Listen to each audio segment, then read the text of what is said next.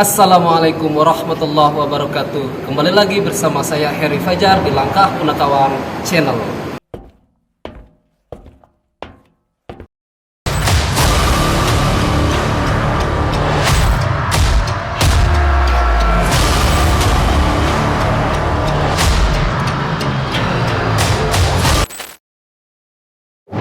Oke guys, jangan lupa subscribe, like, komen, dan share. Dan jangan lupa tekan tombol loncengnya agar kalian bisa mengikuti video-video kita berikutnya. Baik kawan-kawan, alhamdulillahirrahmanirrahim. Malam ini kita berada di Masjid Al-Kamal, Kedoya Raya. Alhamdulillahirrahmanirrahim, kita bisa bersilaturahmi di Masjid Al-Kamal bersama Pak Haji Holil. Assalamualaikum Pak Haji. Waalaikumsalam warahmatullahi wabarakatuh. Sehat Pak Haji? Alhamdulillah, gimana sehat? Alhamdulillah. Gini Pak Haji, Pak Haji di sini udah lama? Saya 30 tahun. Wow, 30 tahun ya? Sejak remaja masjid. Oh, sejak dari remaja? Oh, berarti udah lama juga ya Pak Haji ya? Berarti perjalanan Masjid Al-Kamal ini Pak Haji selebihnya tahu ya? Insya Allah tahu. Alhamdulillah.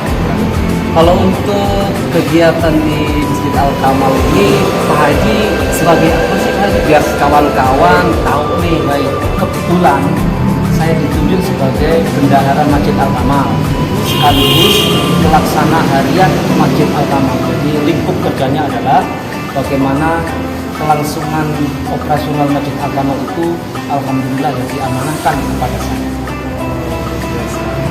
Berarti mengemban tugas di masjid ini nggak mudah Pak Haji ya? Bagaimana Pak Haji?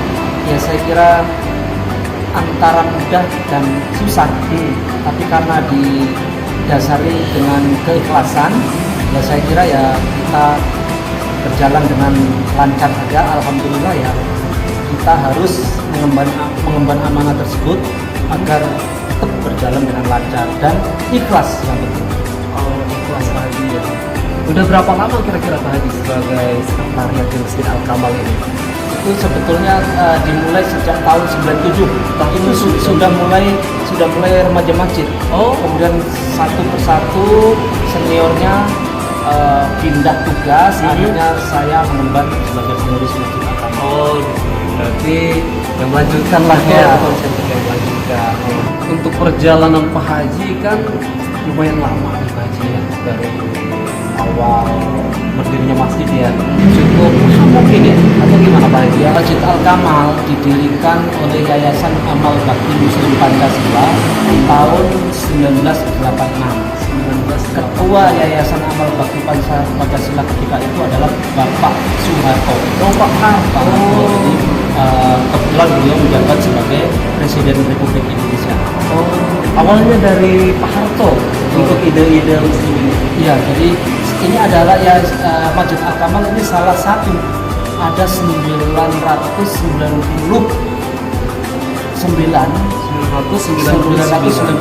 masjid di seluruh Indonesia yang dibangun oleh beliau melalui yayasan tersebut. Oh iya. Salah satunya adalah Yayasan Pondok Pesantren Al-Kamal, yaitu Masjid Al-Kamal. Oh, Masjid Al-Kamal. Oh, berarti dari tahun 86. 86 Pak Haji. Oh, berarti itu yang meresmikan Pak Harto sendiri Tidak. Ketika itu adalah Pak Sudarmono. Pak Sudarmono. Pak Sudarmono wakil presiden. Oh, jadi kawan-kawan, Masjid Al-Kamal ini mulai terbangunnya itu atau gagasannya itu dari Pak Harto. Nah, dari Pak Harto ini dikembangkanlah sama Pak Darmono. Pak Sudarmono. Selaku pelindung Yayasan Pondok Pesantren Al-Kamal. Oh, selaku pelindungnya. Nah, barangkali Mas Heri, kalau ingin tanda bukti bahwa masjid ini didirikan oleh dan ditandatangani oleh Pak Harto, sebetulnya di sana di salah satu sudut masjid ini ada prasasti. Oh, ada prasasti. Prasasti yang di sana ditandatangani oleh Pak Harto. Oh. Jadi bisa barangkali Mas Heri bisa melihat langsung ada di dinding. Oh, di sebelah sana ya? Betul. Iya. Oh, berarti ada bukti prasastinya, sejarahnya lah ya. Oh, itu yang meresmikan.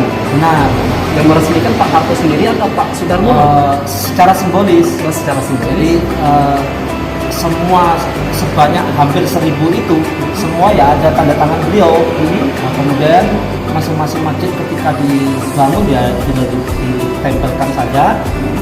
Kenyataannya di sini bukan beliau. Pejabat lain yang meresmikannya. Itu hanya simbolisnya aja Pak Haji ya. Karena nggak mungkin beliau menghadiri segitu banyaknya peresmian masjid. Kalau untuk dari 999 ini Masjid Al-Kamal ini yang keberapa nih Pak Haji kira-kira? Kalau pertanyaan semacam itu saya kurang punya catatan. Oh iya, Tidak tahu karena ada yang saya ketahui adalah ada yang dibangun tahun 85 dan tahun 81 ada kebetulan Al-Kamal tahun 86. Di atas 86 apakah ada? Ada. 91 ada. Oh, betul. Berarti setiap tahun tuh. Betul. Setiap tahunnya ada pembangunan ya. Oh begitu. Kalau untuk ciri khas Masjid Al-Kamal itu masih hal ciri Ya. Jadi khas Masjid Al-Kamal itu adalah ada undakan 3. Undakan itu apa? Ya, undakan itu semacam bangunan kemudian di atas masjid itu ada undakan 3. Ya, jadi undakan pertama, kedua dan ketiga. Oh, itu ada atapnya lah ya. Atap. Oh, Itu ada nilai filosofinya. ada filosofinya. Arti filosofinya ada. Oh, jadi ada tingkatan pertama, Betul. ada tingkatan kedua, Nah. ada tingkatan ketiga. Betul. Itu semuanya ada filosofinya. Pak Ada Haji? filosofinya. Kira-kira filosofinya apa nih, Pak Betul, Haji? karena Pak Harto itu orang Jawa, makanya filosofinya itu dari Jawa. Yang pertama, tingkatan yang pertama yang paling bawah itu adalah tingkatan alam purwo. Alam purwo itu alam sebelum kita lahir. Alam sebelum kita lahir berarti Betul, kandungan. benar. Kemudian nanti ada undakan yang kedua, yang tengah itu alam madyo. Alam madyo itu alam ketika kita berada di dunia. Betul. Kemudian nanti ada alam berikutnya, alam wasono, alam setelah kehidupan. Oh gitu. Jadi kawan-kawan, Masjid Al-Kamal ini memang banyak filosofinya Pak Haji ya. Jadi memang ya kita kan terlahir dari kandungan ibu. Setelah kita lahir dari kandungan ibu, kita keluar ada di dunia. Kita menjalankan apa segala sesuatunya di dunia. Kita bakal kembali ke akhirat. Itulah filosofinya Pak Haji ya. Oh, sekilas seperti itu. Kalau untuk di daerah Kedoya Jakarta Barat ini masih tertua atau Saya kira ada ya lebih tua lagi, Lebih tua ada lagi. di daerah Kebonjeruk, Masjid Asurul itu. Masjid Asurul juga lebih tua. Oh, jadi ini yang keduanya lah. Ya. Jadi kawan-kawan, masjid yang pernah terrealisasi dari gagasan Pak Harto ini untuk di Jakarta Barat sendiri itu ada 2. Kemudian Mas Hedi perlu saya tambahkan bahwa beliau juga menentukan bahwa Masjid Al-Kamal ini diberikan ukuran tipe 19 kali 19. Apa tuh maknanya Pak Haji? Jadi gini, saya sampai dengan hari ini belum bisa menemukan itu sebetulnya arti apa.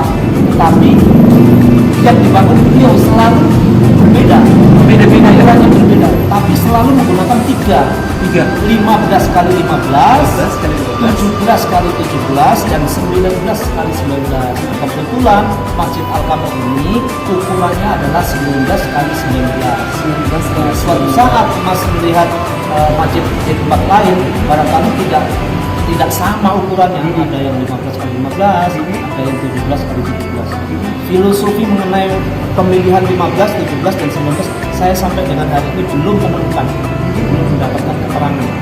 Oh begitu. Jadi dari filosofi itu Pak Haji belum bisa Bukan ya tahu. Pokoknya ini angka ganjil semua. Angka 15, 17, 19 kan ganjil. benar. Cuma saya nggak tahu nih, belum mengetahui apa makna di balik pemilihan angka ini. Oh gitu. Kalau untuk Pak Haji sendiri cari tahu untuk informasi seperti itu atau bagaimana Pak Haji?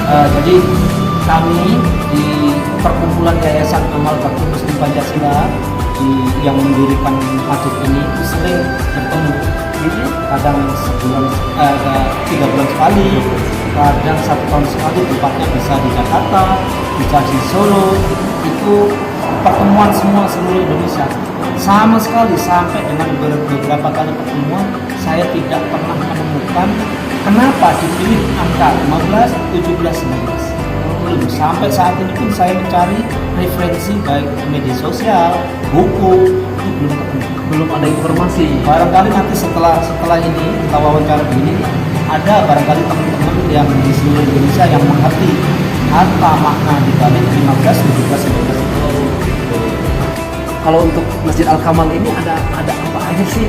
Beliau itu mendedikasikan pengetahuan beliau kepada seluruh kebutuhan rakyat Indonesia. Itu salah satunya itu di Al-Kamal ini terlihat. Yang dibangun itu bukan hanya masjid. Sebelum bersamaan dengan dibangunnya masjid, itu juga dibangun sebuah yayasan, namanya Yayasan Pondok Pesantren Al-Kamal. Oh, sebelum masjid. Ya, betul. Bersamaan lah. Oh, kebersamaan. Bersama. Paling selisih waktu tidak terlalu lama. Ada pendidikan dasar, ada menengah, ada tinggi. Ada TK, SD, SMP, SMA, ada perguruan tinggi. Kemudian ada juga rumah sakit. Nah, kemudian di situ ada asrama putra dan putri, berarti pondok pesantren. Untuk Masjid Al-Kamal ini kan berada di lingkungan yang sangat luas. Kalau untuk kegiatan Masjid Al-Kamal ini, kegiatannya ada apa aja sih? Jadi Mas Heri, kegiatan Masjid Al-Kamal ini ada tempat ibadah, lebih mengutamakan tempat ibadah. Jadi kalau harian kita laksanakan sholat rawatib dengan imam yang berganti.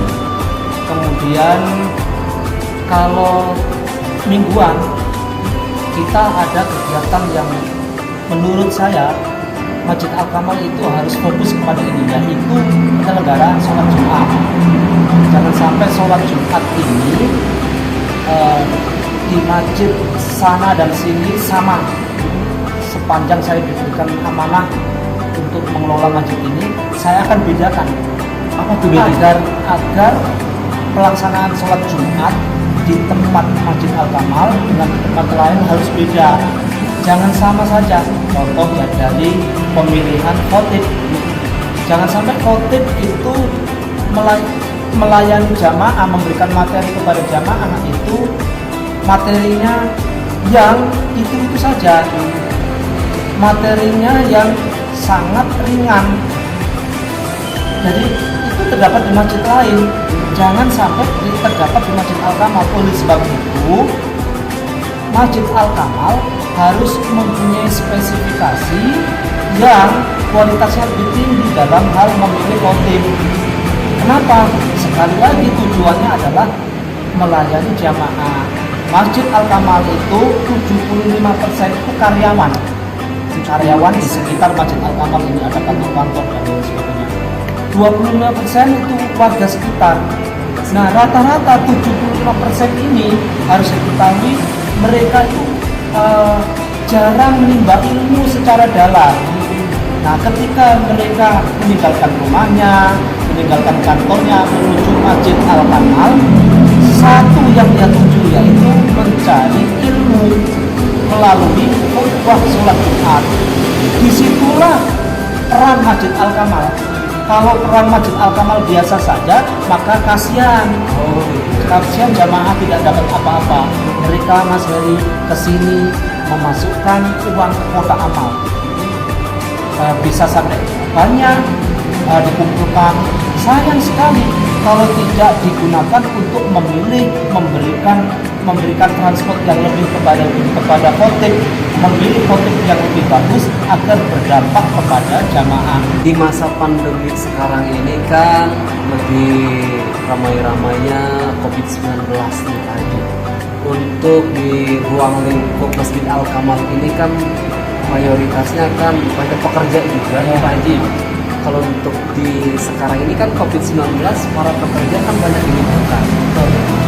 Kira-kira berdampak nggak sih untuk Masjid Al-Kamal ini Dan kira-kira harapan Pak Haji untuk kedepannya Masjid Al-Kamal ini agar bisa berkembang seperti apa? Jadi kita memang sedang diuji sama Allah bahwa termasuk masjid di luar Masjid Al-Kamal selama pandemi ini benar-benar sangat terpengaruh. Pengaruhnya yang saya lihat adalah jamaah terlihat sekali. Rawatib biasanya 3 saf, ini cuma 1 saf. Kalau hari Jumat itu biasanya sampai jalan-jalan raya itu terpenuhi. Ya, jadi ada 3 saf jalan itu pakai buat sholat Jumat. Sekarang enggak, bahkan masih banyak yang selasar kanan kiri itu masih kosong. Ini dampak dari pandemi ini ternyata mengurangi orang untuk berkerumun. Orang sudah mulai sadar, semakin berkerumun banyak orang, semakin risiko untuk tertular COVID itu besar sekali. Nah, bagaimana ini Al-Kamal menghadapi semacam ini ya? Mudah-mudahan dengan tidak menutup masjid ini. Karena apa? Selain kita berupaya untuk patuh kepada protokol kesehatan, juga kita harus berdoa. Nah, berdoa di masjid itu kan lebih utama. Insya Allah lebih gampang diijabah oleh Allah. Jadi menurut saya kedua hal, protokol kesehatan yang ditetapkan oleh pemerintah dengan ibadah di masjid itu keduanya saling berkaitan. Ini jangan sampai ditutup masjid, tapi justru masjid ini harus dijadikan tempat untuk mengkaji, untuk berintrospeksi. Orang yang semula jarang ke masjid, malas ke masjid, jadi ke masjid. Meskipun nanti di masjid akan diberikan jarak, kita akan berikan jarak. Jadi itu tetap kita maksimalkan fungsi dari masjid. Kemudian mudah-mudahan kalau itu terjadi kedua hal tadi berhubungan, urusan kepada Allah, urusan kepada kita patuh kepada protokol kesehatan, insya Allah tidak akan lama pandemi. Jadi selama ini ya saya mengkritisi ya saat ini kita itu hanya mempertimbangkan melihat hanya protokol kesehatan saja. Tidak ada orang yang disuruh ke masjid, justru di masjid berdoa itu bagus. Itu saya kira itu. Jadi mudah-mudahan pandemi segera berakhir agar masjid-masjid di seluruh Indonesia maupun Masjid Al-Kamal itu dipenuhi lagi jamaah untuk beribadah kepada Allah. Sebentar lagi kita kan Idul Adha. Pastikan namanya Idul Adha pasti ada namanya sholat berjamaah di Pak Haji ya, seperti sholat idnya, sholat id berjamaah. Nah, di Masjid Al-Kamal ini masih membuka untuk rencana untuk menyelenggarakan. Nah, itu Pak Haji masih berencana untuk menyelenggarakan sholat id atau enggak? Kira-kira Pak Haji? Dan masih jadi rencana kita akan tetap menyelenggarakan sholat Idul Adha, tapi tetap namanya masih dalam suasana pandemi. Masa pandemi ini kami menyelenggarakan dengan sangat kehati-hatian. Salah satu contohnya adalah yaitu tadi pengukuran suhu kita laksanakan, kemudian apabila ada jamaah yang tidak memakai masker, kita berikan masker dari masjid. Kemudian di sudut-sudut tempat ambil air wudhu, tempat kamar mandi, kita siapkan sabun cuci tangan. Kalau untuk Idul Adha ini kan lebih identik sama pemotongan hewan kurban ya Pak Haji. Untuk pemotongan hewan kurban ini kira-kira di Masjid Al-Kamal ini masih menyelenggarakan setiap tahunnya atau untuk tahun ini masih menyelenggarakan? Enggak ya Pak Haji ya. Kita 2 tahun pandemi ini kita alhamdulillah tetap menyelenggarakan kurban karena animo masyarakat untuk berkurban itu tinggi.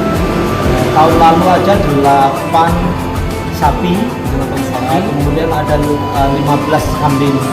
Saat ini pun 2 minggu sebelum Idul Adha itu kami telah ada konfirmasi 4 sapi. Jadi ini menurut saya masyarakat berkurban ke Masjid Al-Kamal ini ya kita harus servis, kita harus layani dengan baik, bahwa kepercayaan masyarakat kepada Masjid Al-Kamal ini meningkat, makanya kita tidak boleh mengecewakan mereka. Jadi kurban tahun ini tetap kita selenggarakan, tapi dengan tidak seperti hari normal. Kita mungkin panitianya itu dikurangin, kalau biasanya 50 orang yang hadir, sekarang mungkin mau 15-20 orang cukup aja ya.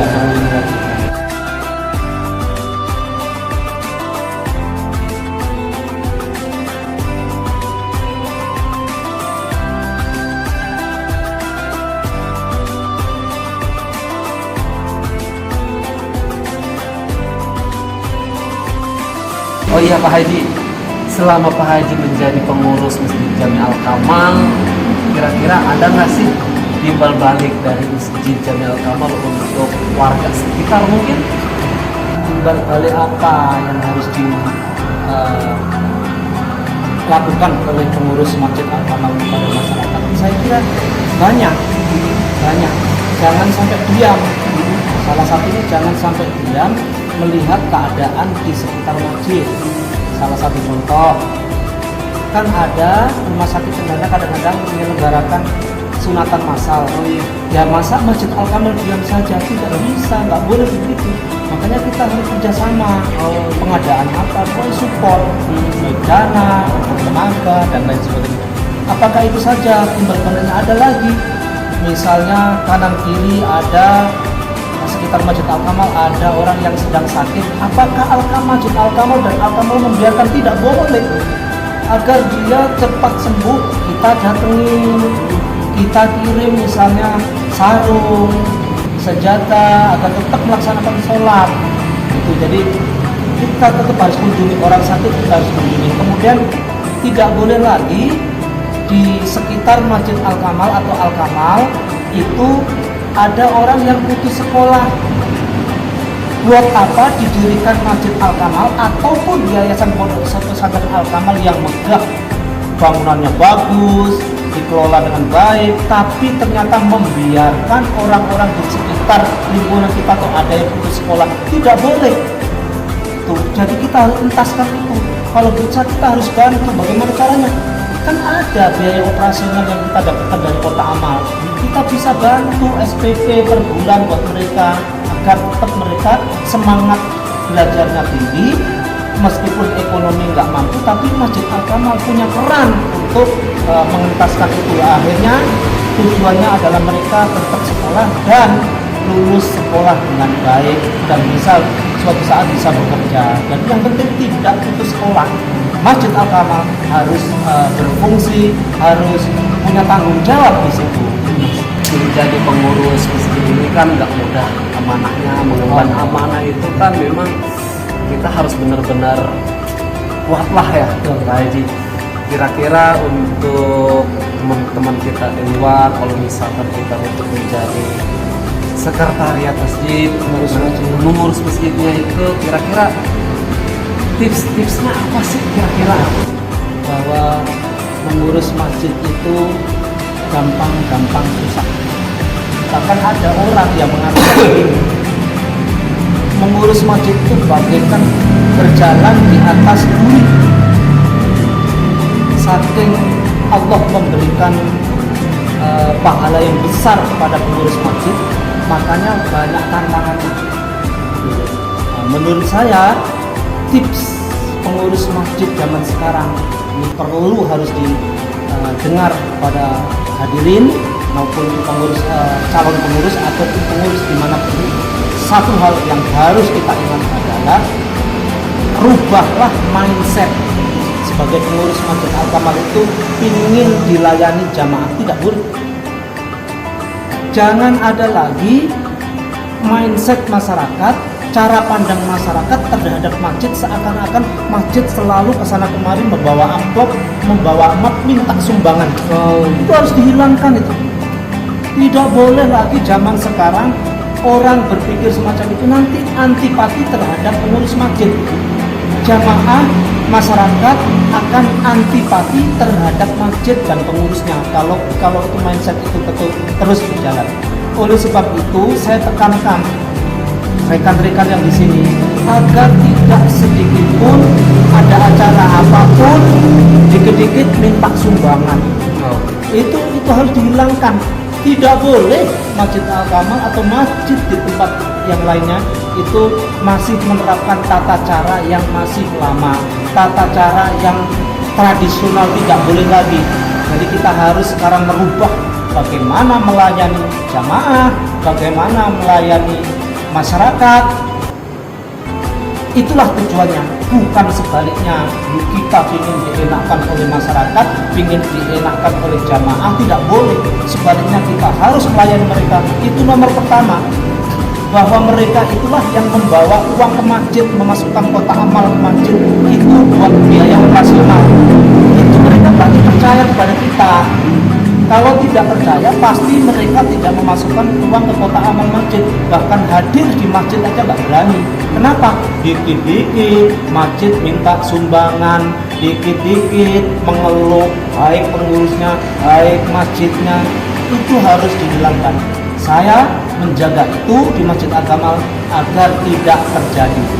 Ya, jadi intinya, mari kita rubah mindset kita sebagai pengurus masjid agar tujuan utama adalah melayani masyarakat, bukan kita dilayani di masyarakat. Baik kawan-kawan, kesimpulan di obrolan kita malam hari ini bersama Pak Haji Holil tentang sejarah Masjid Al-Kamal ini sangat luar biasa. Dari sejarah Pak Harto sampai sekarang, insya Allah tetap berdiri kokoh. Dan insya Allah kedepannya Pak Haji Holil beserta pengurusnya insya Allah akan merenovasi, insya Allah Pak Haji ya. Insya Allah mohon doa dan dukungannya dari kawan-kawan semua. Insya Allah semoga Masjid Al-Kamal ini tetap berkembang dan memberikan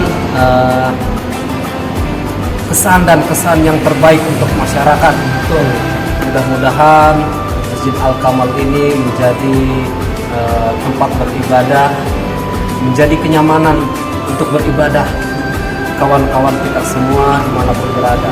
Oke kawan-kawan, pembahasan malam hari ini bersama Pak Haji Holil tentang perjalanan dan kisah Masjid Al-Kamal mungkin sampai di sini dulu. Saya pribadi mohon maaf apabila ada kesalahan kata dan apabila saya salah ucap, saya mohon maaf. Maka dari itu saya mohon pamit dan Pak Haji Holil, Ya, baik. Terima kasih, maaf, kami berdua pamit. Assalamualaikum warahmatullahi wabarakatuh.